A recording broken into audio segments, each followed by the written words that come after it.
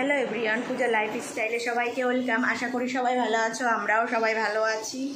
আজকে আমাদের বাড়ি আমার শ্বশুর শাশুড়ি মা যা সবাই বেড়াতে আসছে, তার জন্য আমি সকাল সকাল রান্না বসিয়ে দিয়েছি। এখানে আমি বিরিয়ানি করছি, এটা বিরিয়ানির জল। এই যে মাংস হয়ে গেছে আমার। আর এখানে ফ্রাইড রাইস, আমার শ্বশুর আবার মাংস খায় না, তো তার জন্য আবার ওনার জন্য ফ্রাইড রাইস রানবো আর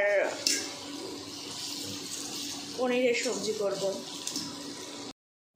এখানে বেরেস্তা ভাজি বিরিয়ানিতে দেওয়ার জন্য। আর ভিডিওটা অনেক দিন পরেই এডিট করতে বসলাম, কারণ কি ওনারা সবাই বাড়ি চলে গেছে, টাইম পায় না বাচ্চা নিয়ে, তার জন্য দেরি হয়ে গেল। খেলা করে বেড়াচ্ছে, তো পাপা এসে দরজা খুলেছে, ও বুঝতে পেরেছে আমার পাপা এসে, ও দৌড়ে গেছে পাপার।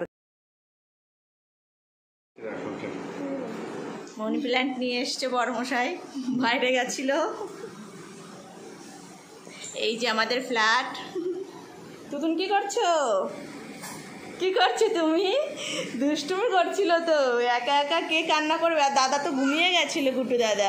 এখানে সবাই চলে এসছে, আমাদের বাড়ির গেস্ট। আমার মা, এই যে আমার যা বাইরে আছে, শাশুড়ি ওই যে যার মেয়ে ওখানে বসে আছে, এইটা শাশুড়ি মা, শ্বশুর মশাই ওই যে বাইরে, বড় মশাই সিলিন্ডার নিয়ে আসছে। তারপর আমরা সবাই খাওয়া দাওয়া করে নিলাম। ছাদে এসেছি শর্ট বানাতে, দুপুরে খাওয়া দাওয়া হয়ে গেছে, তাই বলেছি টাইম রয়েছে আজকে একটু শর্ট বানিয়ে নিই।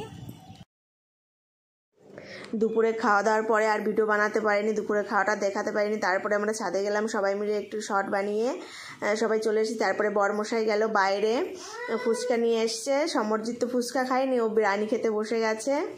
এখানে আমরা সবাই খাচ্ছিলাম আর মজা করছিলাম, বসে বসে কথা বলছিলাম।